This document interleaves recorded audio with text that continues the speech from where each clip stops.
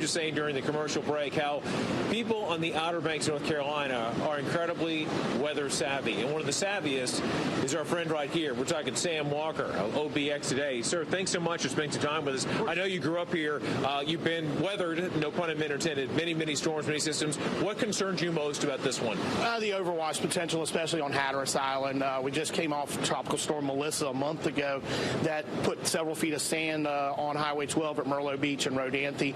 And cut off access for at least a day, 2 days. That's the biggest concern. And the big concern about that is not so much the sand being on the road, but this time, how much run-up are we going to get? How much are we going to get the ocean onto that road that could potentially cause some damage, especially as we get into this back half of the fall season. We're already losing basically a weekend of fishing, losing a weekend of duck hunting that just started today.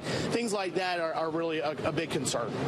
I could ask you, places like Ocracoke, places that were really pummeled by some of the storms we've had this season, are they going to be ready for this action? Yeah, they're ready for it, and especially with the sound side potential with the models are showing with 2 to 3 feet of surge coming in from the sound, and that's what they're kind of used to, not 6.1 like we got with Dorian. Problem is with the rebuilding, this slows the rebuilding process. Everybody's got their supplies and things like that, and they're rebuilding stuff. There's nowhere really to store it.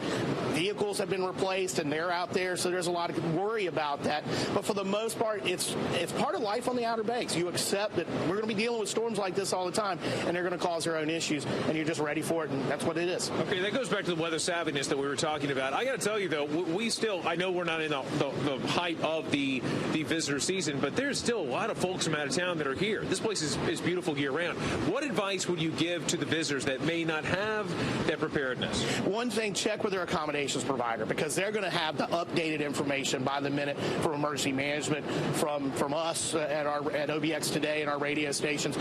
And at the same time, if you got to be somewhere Monday and you're going to Hatteras Island, you might want to rethink that just to be smart, because you may have to stay here through Monday or Tuesday. So be aware of what's going on. There's a good chance that this is going to happen. Yes, sir. Last question for you now. It's got to be a fast one. What are your personal plans? What are your plans if we make our way through the weekend as conditions get worse? We'll be right here on the radio on Beach 104, 94.5 WCMS, 99.1 The Sound, and Classic Rock 92.3, and on OBXtoday.com, just updating people. That's what we do. That's what we're here for. That's why we love, and we love doing this, but it's because it's our job. We have a responsibility to our residents, to our visitors, to keep them informed. That's what we'll be doing.